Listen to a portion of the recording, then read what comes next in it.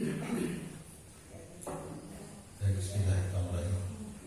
Assalamualaikum warahmatullahi wabarakatuh. Innal hamdalillah nahmaduhu wa nasta'inuhu wa nastaghfiruh wa na'udzu billahi min shururi anfusina wa min sayyiati a'malina.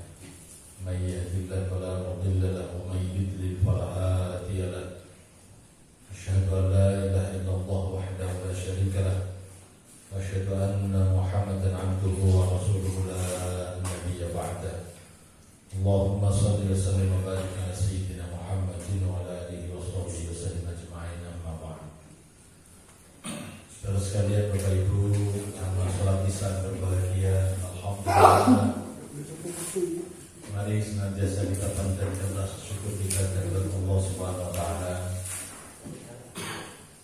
karena atas limpahan rahmat, karunia, nikmatnya, sehingga pada kesempatan yang berbahagia kali ini kita bisa bersama-sama memakmurkan sholat zuhur kita ini, dan sekaligus dengan cara menunaikan kewajiban kita sebagai seorang muslim, menjalankan sholat isya dengan berjamaah. Salat salam semoga limpahkan dan curahkan kepada kita Nabi Muhammad sallallahu alaihi wasallam beserta para keluarga, para sahabat dan para pengikutnya setia hingga yaumul kiamah, dan semoga syafaat beliau kita sekalian, amin ya rabbal alamin. Bapak Ibu, saudara sekalian rahimakumullah, pada kesempatan yang berbahagia kali ini kita akan membahas tentang tafsir daripada surat Al-Ahzab ayat 56, 57 dan 58, di mana ayat ini biasanya dibaca umpamanya ketika kita seperti kemarin ya, Maulid Nabi, Situturul kita baca, atau Al-Barzanji kita baca.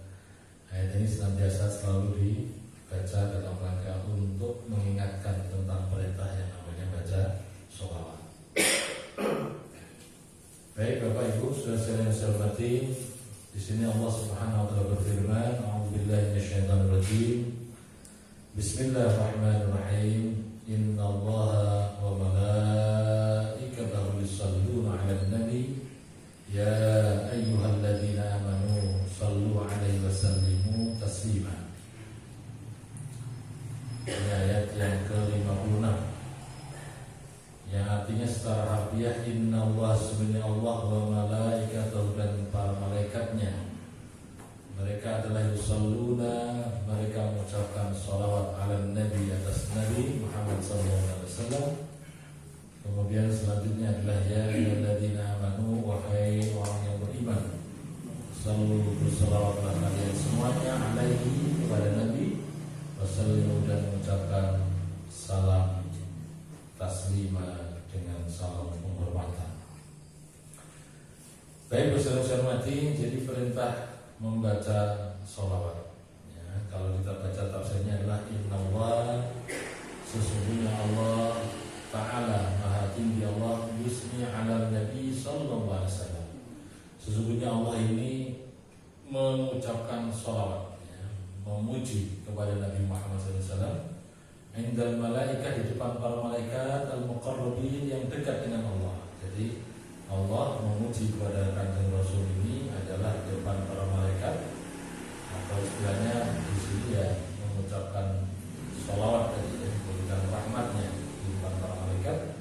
Wa malaikatahu yuthnuna 'alan nabi wa yad'una lahu, dan para malaikat itu pun juga mengucapkan sholawat, menghormati ala nabi, kepada Nabi, wa yad'una lahu, dan para malaikat pun berdoa lahu untuk Nabi Muhammad sallallahu alaihi wasallam. Jadi artinya kalau kita maknai lebih mudah adalah Allah mengucapkan sholawat, itu artinya Allah menurunkan rahmatnya, menurunkan kasih sayangnya kepada Nabi kita Muhammad SAW. Para malaikat mengucapkan sholawat artinya adalah para malaikat ini mendoakan kepada Nabi ya, supaya mendapatkan memang anugerah yang layak, pantas bagaimana seorang utusan para nabi dan rasul. Baik, jadi para malaikat mendoakan Rasulullah. Kemudian kita, saudara sekalian, adalah perintahnya ya ayyuhalladzina shadaqullah, ya ayyuhalladzina, wahai orang-orang yang shadaqullah, yang mana mereka percaya kepada Allah, yakin kepada Allah, wa rasuluhu, dan rasulnya. Jadi kita semuanya ini disebut oleh Allah dalam tafsir ini adalah ya ayyuhalladzina shadaqullah, wahai orang yang percaya, orang yang yakin kepada Allah, yaitu wa rasuluhu, dan rasul kepada rasulnya, wa amilu bisyar'ihi, dan senantiasa beramal dengan syariatnya, yaitu syariat Nabi Muhammad. Sallu ala Rasulillah, berselawatlah kalian untuk Rasul Muhammad sallallahu alaihi wasallam, wasallimu taslima, dan mengucapkan selamat atau istilahnya salam ya, kepadanya, yaitu dengan salam ta'zim, penuh dengan penghormatan, tahiyatan wa ta'dziman. Jadi yang dimaksud dengan wasallimu taslima adalah tahiyatan wa ta'dziman, yaitu salam yang disebut di sini adalah penghormatan dan pengagungan lahu kepada Nabi. Hadirin rahimakumullah, jadi kita ya diperintahkan oleh Allah pada ayat ini yaitu untuk membaca sholawat. Nah, jadi kalau kita menjalankan perintah Allah berupa membaca sholawat, berarti diri kita ini menjalankan perintahnya Allah. Ya, kalau di sini kan dikatakan shollu ala Nabi, artinya kita ini diperintahkan oleh Allah untuk membaca sholawat kepada Nabi. Nah, kalau kita mendapatkan perintah dari Allah Subhanahu Wa Taala untuk membaca sholawat, berarti kita ketika membaca sholawat sama dengan menjalankan perintah Allah. Kalau kita menjalankan perintah Allah, berarti kita ini mendapatkan pahala dari Allah Subhanahu Wa Taala karena menjalankan perintah. Jadi orang yang menjalankan perintah dan menjauhi larangannya, berarti dia orang bertakwa dan akan mendapatkan anugerah yang namanya pahala. Jadi kita membaca sholawat itu adalah kita ini menjalankan perintah Allah. Ya, jadi kalau Allah mengucapkan sholawat, itu artinya Allah menurunkan rahmatnya kepada Nabi. Kalau para malaikat membaca sholawat, itu artinya adalah para malaikat mendoakan Nabi. Ya. Tapi kalau kita baca sholawat, artinya apa? Menjalankan perintahnya Allah Subhanahu Wa Taala. Ya, jasanya ayat ini sehingga kita ini diperintahkan untuk memperbanyak baca sholawat. Ya, insya Allah nanti setelah ayat ini kita selesai kita bahas, baru nanti kita cari keutamaan dari sholawat itu apa saja. Bahwa sudah saya hormati, karena ini adalah merupakan ayat menunjukkan anugerah yang besar pada diri Rasul. Ibaratnya Allah aja mengucapkan sholawat, para malaikatnya pun mengucapkan sholawat, ya. Apalagi diri kita. Ya, diri kita ini adalah tempat manusia yang penuh dengan salah dan dosa, maka wajar kalau kita baca sholawat dalam rangka untuk supaya bagaimana Allah memberikan pahala kepada kita sekalian karena kita menjalankan perintahnya. Ya, maka mari saudara sekalian, kita tidak lupa ya setiap hari, bahkan setiap mungkin habis sholat atau saat kesempatan apapun juga, jangan lupa membaca sholawat.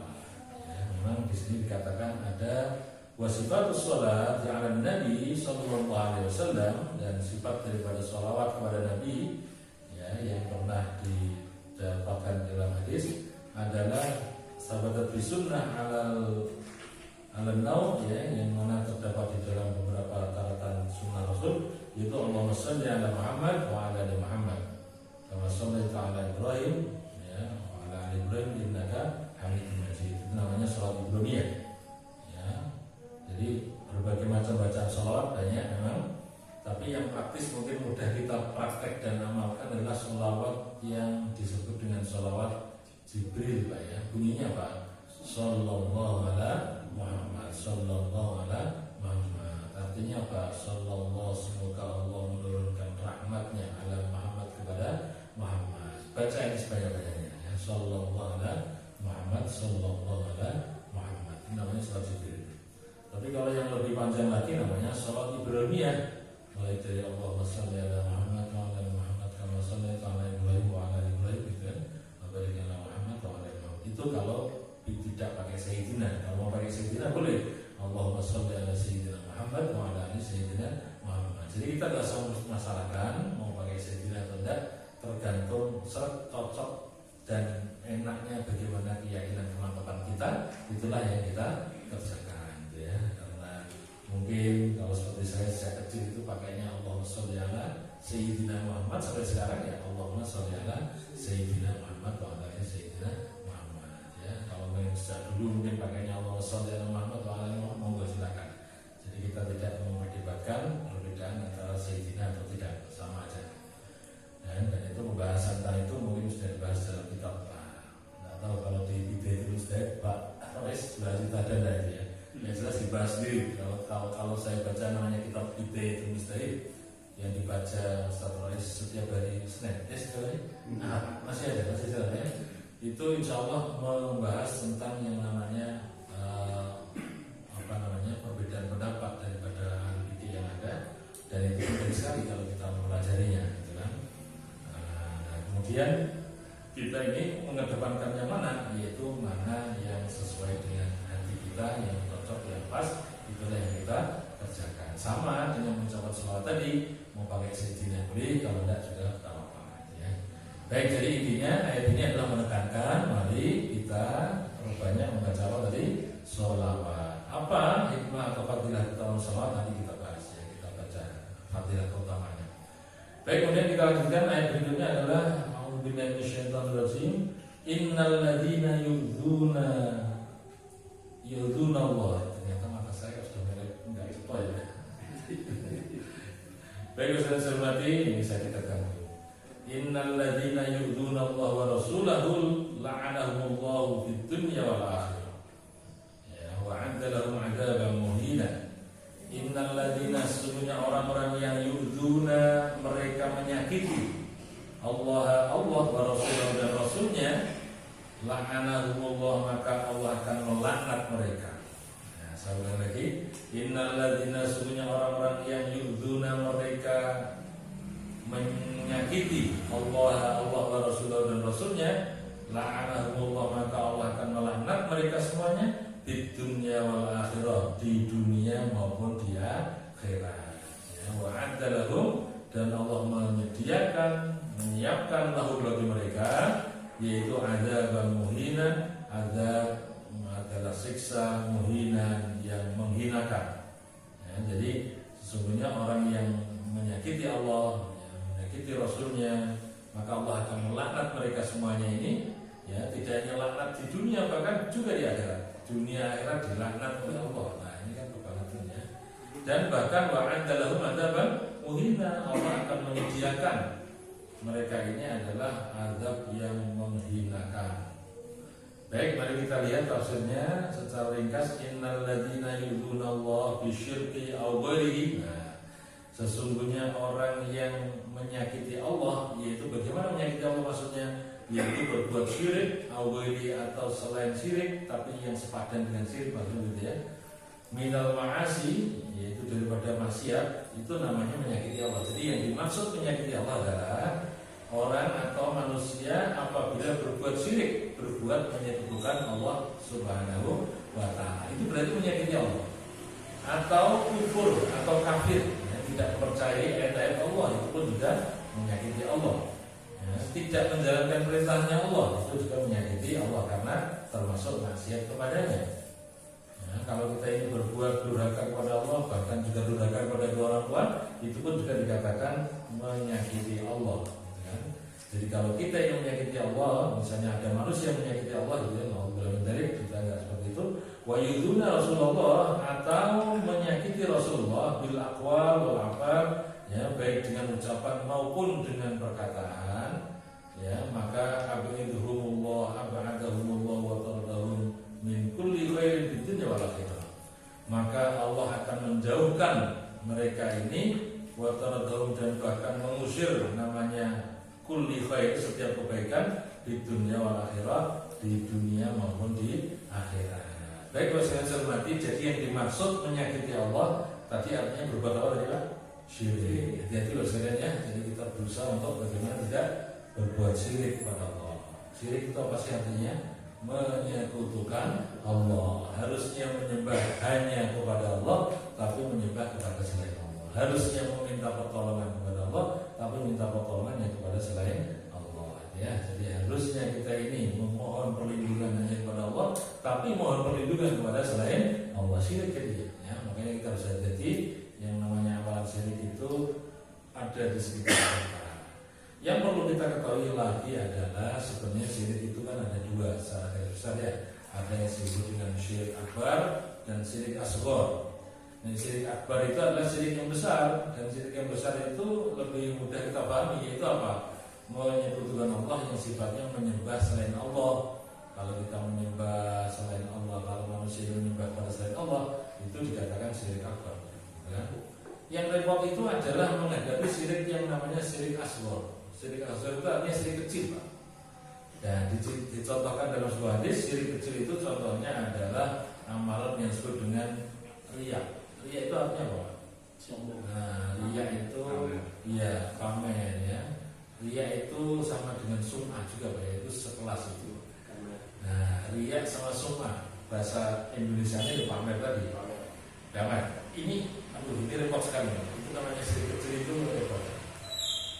Kalau suatu saat ada orang yang beribadah, menjalankan sholat, menjalankan amalan puasa, gitu kan, tapi kok terbersih di dalam hatinya bukan karena Allah, terbersih dalam hatinya kepingin disanjung dan dipuji oleh sama manusia, itu berarti termasuk syirik kecil. Nah, ini yang perlu kita hindari ya. Jadi memang berat sekali. Tapi itulah yang harus kita hadapi, ya, bahwa kita ini mencoba untuk mengikhlaskan dalam beramal ibadah. Jadi yang namanya amalan hati itu ya di situ sebenarnya. Ya. Jadi beda riya dengan sum'ah itu apa? Jadi riya itu adalah memperlihatkan amalnya supaya dipuji orang.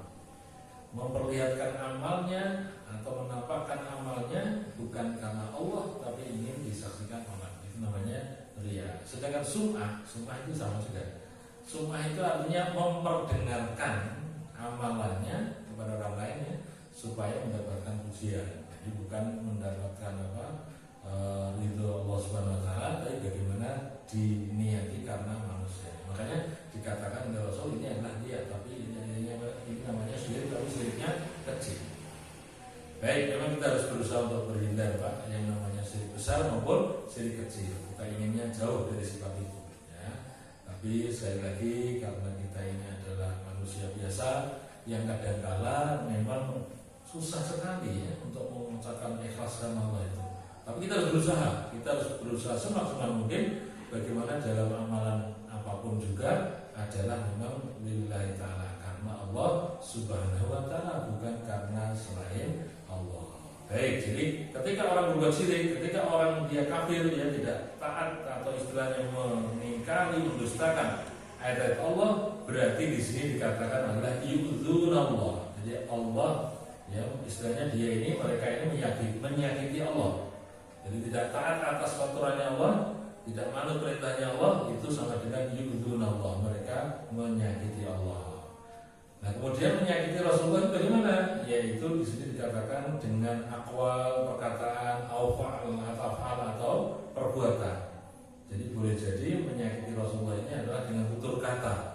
Kalau ada manusia yang menyakiti Rasulullah dengan tutur katanya, maka dia termasuk yu'dzuna Rasul, jadi menyakiti Rasulullah. Atau bahkan dengan perbuatannya. Ya, kalau sekarang Rasul sudah meninggal, sudah wafat, kemudian kalau ada orang yang menghina atau bahkan ngolok-ngolok, ya, bahkan meremehkan ya ajaran syariatnya baginda Rasul, itu ya sama, yaitu menyakiti Rasulullah. Ya, jadi entah orang zaman sekarang ini kan ya istilahnya jauh dari baginda Rasul, sehingga kadang-kadang bertindak aneh-aneh yang justru sebenarnya adalah menyakiti Rasulullah. Ya, jadi ini termasuk nanti orang yang menyakiti Allah dan menyakiti Rasulullah ini, baik dengan ucapan dan perbuatan, maka di sini dikatakan dijauhkan. Ya, dijauhkan adalah dari atau bahasa Qurannya la'anahullah, itu artinya dilaknat. Allah akan melaknat, Pak. Jadi Allah akan melaknat mereka ya, di dunia dan di akhirat. Ya, melaknat itu artinya apa? Itu dijauhkan dari Allah Ta'ala, bahkan yang namanya kebaikan pun diusir dari mereka. Na'udzubillah min dzalik ya. Makanya harus kita jauhkan betul amalan atau istilahnya pekerjaan seperti ini, yaitu kita tidak boleh menyakiti Allah, tidak boleh menyakiti Rasul ya. Dalam sebuah amalan maupun perbuatan tetap kita mencoba untuk mentakzimi, mengagungkan ya, yaitu baginda Rasul Muhammad sallallahu alaihi wasallam ya. Sehingga bahwasanya saya hormati, cintanya kepada Allah adalah harusnya cinta kepada Rasulullah. Dalam surat Al-Imran dikatakan, "Qul in kuntum tuhibbunallaha fattabi'uni yuhibbukumullah wa yaghfir lakum dzunubakum." Jadi katakanlah, jika kalian itu tuhibbunallah, cinta kepada Allah, ya, itu ikutilah aku.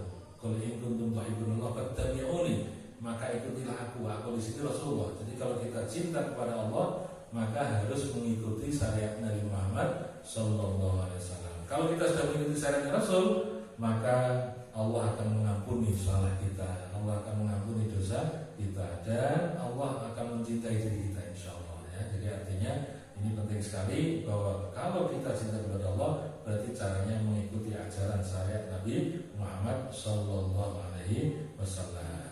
Kalau sekalian saya hormati, nah kalau ada orang yang tadi dikatakan menyakiti Allah dan Rasulnya, maka di sini dikatakan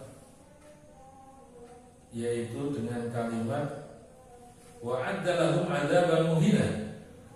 Allah akan menyediakan bagi mereka adalah yang disebut dengan azab muhina, azab atau siksa muhinan yang menghinakan.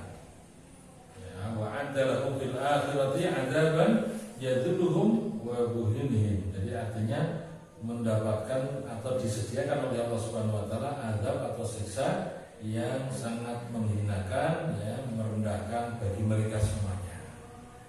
Ya, ini alhamdulillah min dzalik, kita tetap berdoa semoga kita tidak menyakiti Allah dan Rasulnya. Ini ya penting sekali.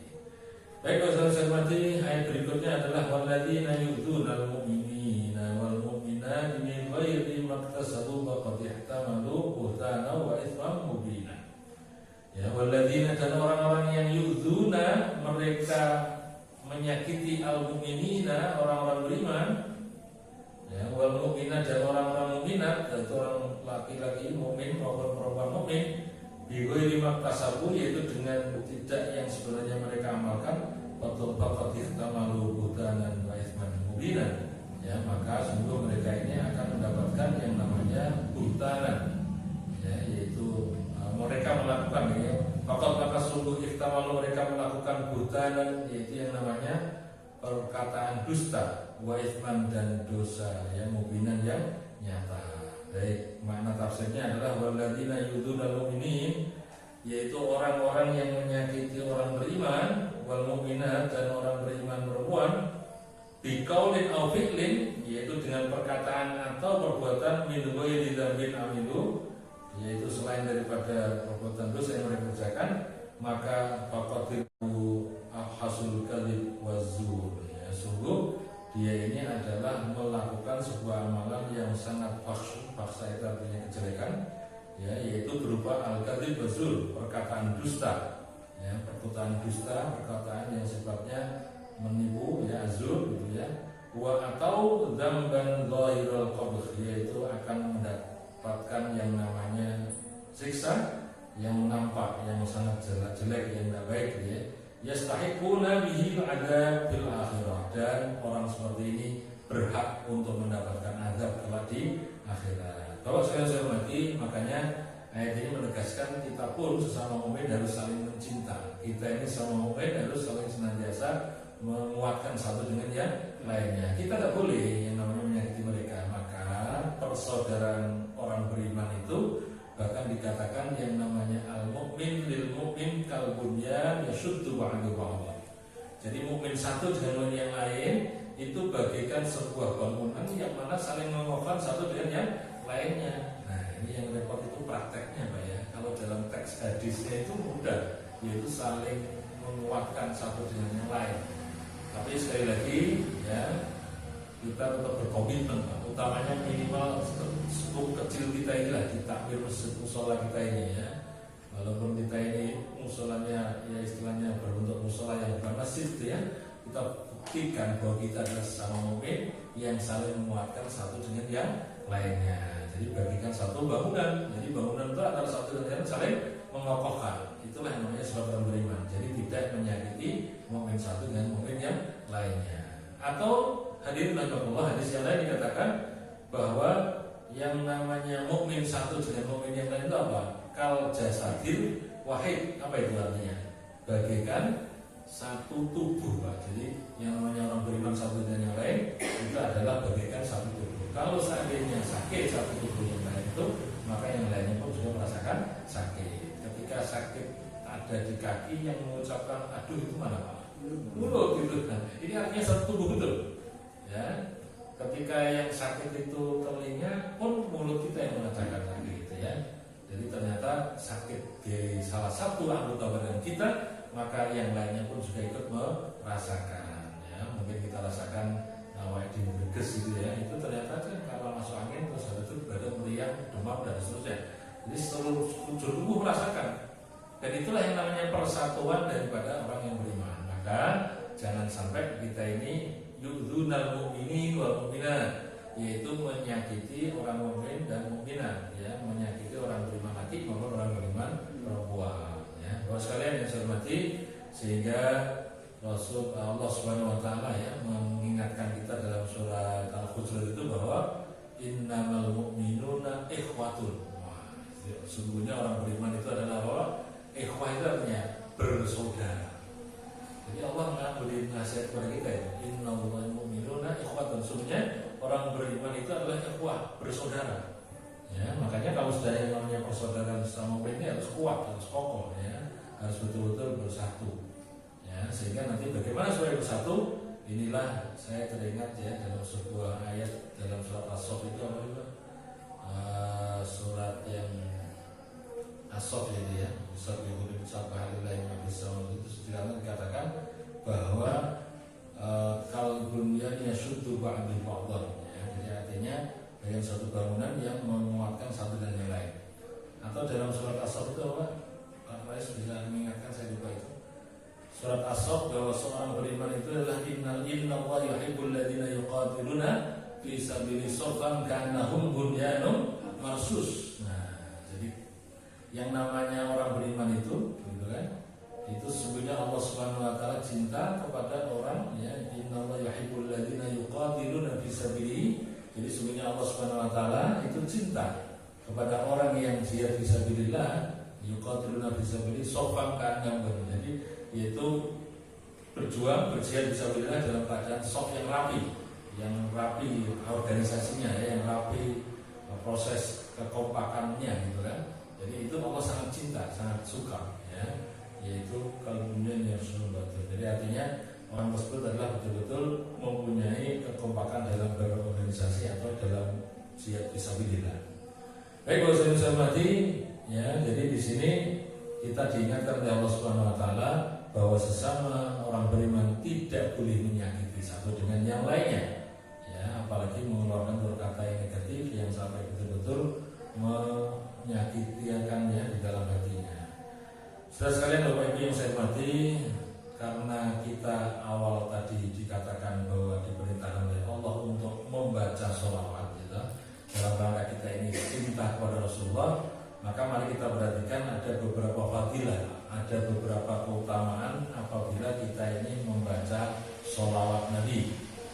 Yang pertama, orang yang baca sholawat itu nanti akan mendapatkan syafaat. Yang mana kita tahu bahwa tidak semua Nabi dan Rasul berhak memberikan syafaat kecuali hanya Nabi Muhammad Sallallahu Alaihi Wasallam. Sehingga diriwayatkan oleh Abdullah bin Mas'ud, dari Abdullah bin Mas'ud, yaitu anna Rasulullah Sallallahu Alaihi Wasallam qol, yaitu Rasul bersabda, aulan nas di yaumil qiyamati aktsaruhum alayya sholatan. Jadi orang yang paling berhak mendapatkan syafaatku, kata Rasulullah. Nah, itu ya. Orang yang paling berhak mendapatkan syafaatku kelak di hari kiamat adalah orang yang paling banyak membaca sholawat untukku. Jadi kalau kita ingin berbanyak baca sholawat, maka insya Allah berhak sekali untuk mendapatkan apa? Syafaat dari baginda Rasul Muhammad Sallallahu Alaihi Wasallam. Padahal ya Pak, kita ini kalau tanpa syafaatnya Rasul berarti ya dosa kita begitu banyak, ya, maksiat kita yang kita lakukan itu di dunia begitu banyak. Nah, sehingga syafaat Rasul ini yang kita nantikan. Ketika kita ingin mendapatkan syafaat Rasul, ya, supaya berat betul mendapatkan syafaat Rasul, yaitu perbanyaklah baca sholawat. Yang kedua, yaitu mendapatkan fadilah atau keutamaan. Jadi di sini dikatakan inna awlan nas bi yaumil qiyamati aktsaruhum alayya sholatan. Sama aja ya. Semuanya orang yang lebih utama bersamaku dari kiamat adalah orang yang paling banyak baca sholawat kepadaku. Atau di dalam hadis yang lain dikatakan Rasulullah SAW bersabda, man shalla alayya sholatan wahidatan sallallahu alaihi asra shalawatin. Jadi barang siapa yang baca sholawat sekali saja, gitu kan? Ini fadilahnya ya. Kalau kita baca sholawat misalnya sallallahu ala Muhammad satu saja, gitu kan? Itu di sini katakan sallallahu alaihi asra shalawatin. Jadi Allah akan memberikan sholawat atau rahmatnya kepada kita, yaitu asra shalawatin, artinya adalah 10 sholawat, 10 rahmat. Wa khutbahu asru khutiyat, dan Allah akan menghapus 10 kejelekan, dosa maksiat salah kita yang jumlahnya 10 akan dihapus oleh Allah Subhanahu wa taala. Wa rufi'at lahu asru darajat, dan Allah akan mengangkat diri kita ini yaitu dengan asru darajat, 10 derajat di atas makhluk yang lainnya. Nah, itulah fadilah keutamaan baca sholawat. Padahal baca sholawat satu aja ya. Jadi kalau kita baca sholawat sekali saja, maka Allah akan membaca sholawat untuk kita, memberikan rahmatnya kepada kita 10 kali ya. Bahkan kejelekan kita yang jumlahnya 10 pun akan dihapus ya. Bahkan kita akan diangkat ya, derajat kita yaitu 10 derajat. Baik, itu yang kedua. Yang ketiga, sholawat itu fungsinya penghancur dan penghapus dosa. Wa qala sallallahu alaihi wasallam, sholatukum alayya muhaqqatun. Jadi sholawat kalian kepadaku itu adalah penghancur dosa-dosa. Makanya sederhana Pak, kalau kita ini sudah praktekkan Bapak Ibu yang saya hormati ya, selama ini yang saya praktekkan untuk mudah mengamalkan sederhana itu sholawat itu ya. Jadi ketika kita sholawat itu kita nyambung dengan diri Rasul ya, utamanya adalah dengan Nur Muhammad sallallahu alaihi wasallam. Jadi kita yakini bahwa Allah itu menciptakan nurnya, yaitu ada disebut dengan Nur Muhammad, dan itu yang nyambung secara spiritual, secara batin diri kita dengan beliau ya. Walaupun beliau secara jasmani ya, jasadnya ya, tapi kemudian Nur Muhammadnya senantiasa memancar ya untuk kita sekalian. Sehingga disini dikatakan bahwa orang yang baca sholawat berarti sama dengan muhaqqatun, artinya adalah dihapus atau dihancurkan dosa-dosanya. Wa qala sallallahu alaihi wasallam, man shalla alayya fi kulli jum'atin 40 marrah mahallahu dzunubahu kulluha ya. Jadi barang siapa yang bersolawat ya, barang siapa yang bersolawat kepadaku di setiap hari Jumat ya. Jumat itu adalah hari yang baik Pak. Jumat dikenal dengan Sayyidul Ayyam. Jadi kalau pas hari Jumat kemudian kau membaca sholawat 40 marrah itu artinya 40 kali ya, maka Allah akan menghapus semua dosa-dosanya. Nah, kita baca sallallahu alaihi Muhammad sallallahu 40 kali ya, utamanya adalah di hari Jumat, maka Allah akan menghapus dosa-dosa kita ya. Baik. Itu yang ketiga. Yang keempat fadilah keutamaan sholawat, yaitu sebagai pembuka pintu doa. Makanya kalau kita berdoa jangan lupa membaca apa? Sholawat ya. Biasanya kalau saya menyampaikan ke beberapa jamaah yang tanya itu, bagaimana teknik berdoa ya sesuai dengan etikanya itu. Kalau doa kita kan kalau bahasa Indonesia boleh, pakai bahasa Jawa sudah boleh, bahasa daerah sudah boleh. Tapi jangan lupa etika berdoa yang perlu dipahami adalah yang pertama utamanya baca alhamdulillah ya. Tapi sebelumnya adalah mungkin ta'awudz basmalah dulu ya. A'udzubillahi minasyaitonir rajim. Bismillahirrahmanirrahim. Kemudian alhamdulillah dari apa? Alhamdulillahirabbil alamin gitu kan. Terus kemudian baca sholawat. Allahumma sholli ala sayyidina Muhammad wa ala sayyidina Muhammad. Nah, sholawat itu jangan sampai lupa. Nah, karena apa? Sholawat itu pembuka pintu doa. Ya, setelah baca ta'awudz basmalah, alhamdulillah, kemudian baca sholawat. Nah, setelah baca sholawat, maka silakan baca doa kita terserah sesuai dengan kehendak kita. Nah, ini namanya doa sholawat itu sebagai pembuka pintu doa. Ya, Rasul bersabda, "Ma min du'ain illa bainahu wa bainas sama' hijabun hatta yusalli 'alayya. Fa idza shalla 'alayya in haraqa dzalika al-hijab wa rufi'at du'a." Jadi yang namanya ma min du'ain, tidak ada sebuah doa illa bainahu wa bainas sama' hijabun, kecuali di antara dirinya dengan langit itu ya, itu adalah ada hijab Pak. Jadi artinya ketika kita berdoa itu sebenarnya antara diri kita dengan langit, artinya di sini adalah dengan Allah Subhanahu wa taala, itu ada hijab. hatta yusalli alayya, sehingga orang yang berdoa tadi kemudian membaca apa? Sholawat, ya, hingga dibacakan sholawat untukku. Nah, fa idza shalla alayya in kharaqa, jadi ketika dibacakan sholawat untukku kata Rasulullah, maka terbukalah hijab tersebut dan diangkatlah doa, ya, dari hijab baru doa dan diangkatlah doa. Makanya baca sholawat tadi adalah menjadi pintu terbukanya pintu doa. Ya, kalau tadi saya contohkan ta'awud, basmalah, hamdalah, sholawat gitu ya. Setelah sholat maka doa terserah kita apa yang kita minta. Kemudian ditutup juga diakhiri dengan sholawat, ya. Sholawat dengan apa? Hamdalah juga, ya. Kemudian itu artinya adalah membuka pintu doa, gitu kan? Itu dengan sholawat. Nah, ini mari kita praktekkan ya. Kalau doa itu sekali lagi jangan baca apa? Sholawat. Sholawat itu penyambung ya antara diri kita dengan Zat yang Maha Kuasa, memberi dan menerima doa kita, yaitu Allah Subhanahu Wa Taala. Baik, kemudian yang kelima adalah hajatnya dikabulkan. Jadi ketika kita baca sholawat, qala sallallahu alaihi wasallam, man shalla alayya fi yawmi mi'ati marrah qadallahu lahu mi'ata hajah, 70 minha la yakhrudihi wa 30 minha lidunya. Jadi yang namanya bacaan sholawat kata Rasulullah, man shalla alayya fi yawmi mi'ata marrah, barang siapa yang seharinya kemudian sempat membaca sholawat sebanyak 100 kali. 100 kali berarti kalau tasbih itu berapa putaran, Pak? Nah, ya 33 berarti kan berapa? 1 putaran ya. 1 putaran tasbih itu sudah 100 kali. Nah, barang siapa yang baca 100 kali itu baca sholawat sehari semalam itu maksudnya, qadallahu lahu mi'ata hajah, Allah akan mengabulkan dirinya 100 hajat. 100 hajat itu 100 keinginan kita. Min apa sab'ina min hali akhiratihi, yang 100 tadi adalah yang 70 itu 70 nanti dikabulkan di akhirat, wa salasina minha di dunia, ya, dan yang 30 itu dikabulkan di dunia. Nah, yang di akhirat berapa tadi, Pak? 70. Lebih banyak mana? Akhirat, ya. Makanya wajar saya sering ya perlu saya sampaikan juga bahwa kalau kita berdoa dan kemudian dikabulkan oleh Allah di dunia hanya sedikit, ya wajar, tidak apa. Kalau di akhirat akan mendapatkan yang lebih banyak. Tadi perbandingannya adalah antara 70 dengan apa tadi? 30. Jadi 70 itu akhirat, ya, yang 30 di dunia. Jadi hikmah dari fadilah keutamaan baca sholawat, kalau bacanya 100 kali maka akan mendapatkan apa? Dikabulkan hajatnya, ya, yang 70 itu di akhirat, sedangkan yang di dunia adalah 30. Baik, yang kelima, yang keenam. Ini fadilah keutamaan sholawat, dijauhkan dari kebakhilan. An Abdullah bin Ali bin Husain bin Ali bin Abi Thalib, an Nabi Husain bin Ali bin Abi Thalib, an Ali bin Abi Thalib qala Rasulullah sallallahu, ya, yaitu al-bakhilu alladzi man tuqirtu 'indahu falam yusalli 'alayya. Yaitu barang siapa, ya, Rasulullah berkata, orang yang bakhil adalah orang yang apabila aku disebutkan di hadapannya maka ia tidak mengucapkan sholawat.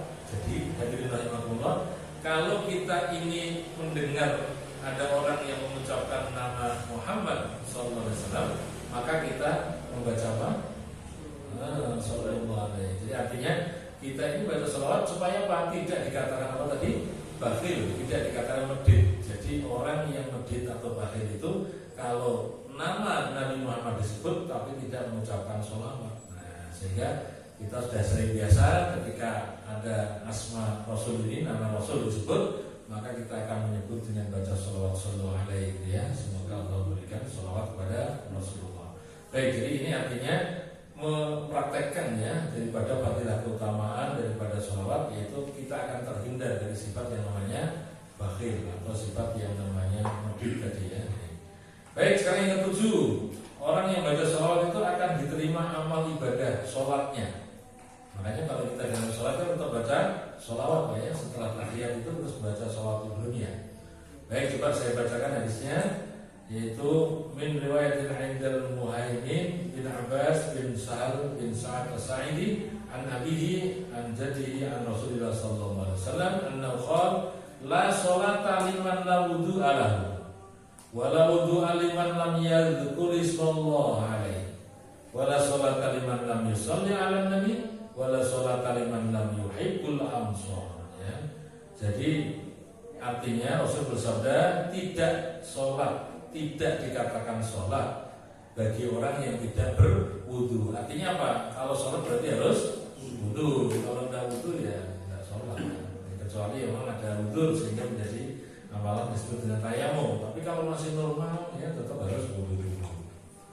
Ya, yang jadi masalah lupa juga. Lupa itu nggak ada hukumnya, Pak ya. Bisa enggak? Ya suatu kata kan bisa ya. Kita semua mati itu sholat tapi ternyata belum wudu. Ya namanya lupa. Bisa juga ya, namanya manusia ya. Tapi pada hakikatnya manusia yang normal adalah orang yang sholat tetap didahului dengan apa? Wudu. Kalau nggak wudu berarti tidak dikatakan sholat. Tidak ada wudu bagi orang yang tidak menyebut nama Allah padanya. Ya, walaupun sebenarnya ucapan Bismillah itu kan sunnah ya, dalam rukun wudu ya. Tapi yang penting kita lihat dari hadis ini bahwa tidak dikatakan wudu kalau tidak menyebut nama Allah. Tetap kalau mau wudu harus mengucapkan apa? Basmalah, Bismillahirrahmanirrahim ya. Jadi kalau misalnya nggak pada Bismillah, ya berarti itu tidak dikatakan wudu, sempurnanya wudu ya. Walaupun sah wudunya tapi kurang sempurna. Maka di sana negara tidak kata wudu bagi orang yang tidak menyebut nama Allah. Kemudian tidak atau tiada sholat bagi orang yang tidak membaca sholawat untuk Nabi, dan tiada sholat bagi orang yang tidak mencintai sahabat Ansor. Jadi artinya adalah ternyata sholawat ini juga menjadi istilahnya dinamakannya kita ini sholat. Makanya sekali lagi dalam tahiyat ya, tahiyat itu ditutup dengan bacaan sholawat, namanya sholawat Ibrahimiyah. Ya, mulai setelah kita mengucapkan asyhadu an la ilaha illallah wa asyhadu anna Muhammadar Rasulullah, kemudian dilanjutkan dengan Allahumma shalli ala sayyidina Muhammad wa ala ali sayyidina Muhammad kama shallaita ala sayyidina Ibrahim wa ala sayyidina, dan seterusnya. Itu namanya sholat Ibrahimiyah. Jadi itu dalam rangka untuk supaya kita tetap dikatakan sholat. Jadi kalau tanpa ada sholat Ibrahimiyah tadi, maka tidak dikatakan kita ini menjalankan ibadah sholat. Ya, bahwa saya ibu yang saya hormati, silakan ya, kita harus mulai belajar sedikit lagi, sedikit demi sedikit untuk mengetahui makna bacaan kita di saat sholat. Ya, jadi kalau kita ini bacaan sholat kok ngerti artinya gitu ya, walaupun sekarang sudah usia normal seperti kita ini, kadang-kadang menghafal ya, tapi minimal dibaca ya, dibaca supaya apa kita ngerti. Kalau di awal saya ngisi pengajian di sini mesti tak tekankan minimal ngapal surat apa? Al-Fatihah dan artinya, Pak ya, itu penting ya, supaya kita ini mudeng awas dibaca itu, supaya kita paham ketika kita membaca di saat sholat ya, itu penting ya. Termasuk tahiyat itu kalau kita perhatikan indah sekali, Pak ya, artinya itu at-tahiyatul mubarakatus sholawatu thayyibatu lillah ya. Tahiyat itu artinya adalah penghormatan, tahiyat itu ya, kemudian itu merupakan penghormatan kita kepada Rasulullah ya, kemudian pada Allah dan seterusnya. Jadi indah sekali itu ucapan tahiyat itu, kita memang harus ngerti artinya supaya kita bisa khusyuk di dalam sholat kita. Baik, kalau saya berarti kemudian yang kedelapan, fungsi daripada kita atau fadilah utama membaca sholawat adalah akan dimohonkan ampun oleh para malaikat. Jadi para malaikat nanti akan memohonkan ampun kepada kita sekalian apabila kita membaca sholawat. Di sini dikatakan bahwa An Asim bin Ubaidillah qala sami'tu Abdullah bin Amir bin Rabi'ah yuhaddatsu an Nabi qala sami'tu Nabi sallallahu alaihi wasallam yaqul man shalla alayya salatan lam tazil malaikatu tusalli alaihi ma shalla alayya fal yaqul abdun indalika aw yukthur. Artinya barang siapa ya, barang siapa yang mengucapkan sholawat untukku sekali, maka para malaikat terus menerus memohonkan ampunan buatnya selama ia masih baca sholawat. Jadi kalau kita duduk sebentar Pak, tadi misalnya baca 100 kali. Jadi 100 kali tadi saya katakan bahwa satu putaran apa? Tasbih Pak ya. Mungkin tidak ada 10 atau 10 jam yang tidak ada ya. Kita baca sallallahu alaihi wasallam 100 kali gitu ya. Maka selama kita ingin baca sholawat seperti itu, maka para malaikatnya apa tadi? Para malaikat mendoakan kita terus Pak, memohonkan ampun untuk kita semuanya. Ya, selama masih kita baca sholawat, maka kita ini selalu dimohonkan ampun oleh para malaikat, ya, supaya dosa kita diampuni oleh Allah Subhanahu Wa Taala. Makanya bagi kita ada sebagian kaum muslimin itu yang mempraktekkan sholawat kadang-kadang dalam perjalanan pun baca sholawat Pak. ya sallallahu alaihi Muhammad, sallallahu alaihi Muhammad. Itu dalam rangka apa?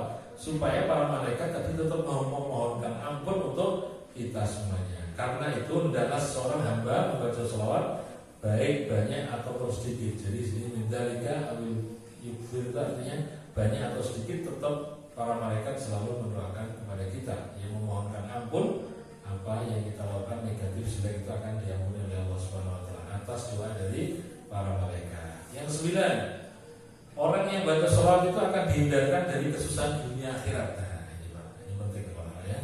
Jadi kita ini kalau baca sholawat insya Allah dihindarkan kesusahan dunia dan akhirat. Rasul bersabda, yaitu di sini dikatakan Ali Tufail bin Abai an Abihi qala. Jadi suatu ketika dari Tufail bin Ubay dari ayahnya yang menceritakan bahwa ada seorang laki-laki yang bertanya kepada Rasul, "Ya Rasulullah, ara'aita in ja'atu sholati kullaha 'alaika?" Wahai Rasulullah, bagaimanakah pendapatmu jika aku jadikan semua doaku adalah untukmu? Bagaimana ya? Ya Rasul, bagaimana pendapat engkau ya Rasul jika aku jadikan semua doaku adalah untukmu? Maka Rasulullah menjawab, kalau demikian Allah akan menghindarkan dirimu dari kesusahan dunia dan akhirat. Qala idzan yakfika Allah ma ahammaka min dunyaka wa akhirataka. Ya, jadi kalau kita ini baca sholawat dari hadis ini berarti yakfika Allah, Allah akan mencukupkan kalian ya, baik masalah perkara dunia maupun akhirat ya, dan akan menghindarkan mahammaka min dunyaka wa akhirataka, dan Allah akan menghindarkan diri-dirimu itu kesusahan dunia dan akhirat ya. Bapak sekalian, ibu yang saya hormati, jadi yang namanya baca sholawat ternyata fadilah utamanya adalah kita akan terhindar dari kesusahan dunia dan akhirat. Dan yang terakhir, hadirin rahimakumullah, orang yang baca sholawat itu akan mendapatkan rahmat dari Allah Subhanahu wa taala. Oleh karena itu, mari hadirin rahimakumullah, kita sebagai orang yang beriman yaitu senantiasa kita jangan lupa memperbanyak baca sholawat. Ya, insya Allah dengan sholawat itu Allah akan mudahkan segala urusan kita, dan Allah akan senantiasa memberikan berkah ridhonya untuk kita sekalian, dan insya Allah akan memberikan kebahagiaan kita, keluarga yang sakinah mawaddah warahmah. Yaitu perbanyaklah baca apa? Sholawat. Allahumma sholli ala sayyidina Muhammad wa ala ali sayyidina Muhammad. Demikian hadirin rahimahullah yang dapat kami sampaikan. Ya, belum ada 1 jam tapi saya kira sudah cukup. Insyaallah berikan pencerahan kepada kita sekalian. Yang intinya baca sholawat kita adalah perintah Allah Subhanahu wa taala, dan kalau kita menjalankan perintah Allah, berarti Allah akan memberikan pahalanya untuk kita sekalian. Amin Allahumma amin. Demikian yang dapat kami sampaikan, semoga ada manfaatnya. Bila itu hidayah. Wassalamualaikum warahmatullahi wabarakatuh.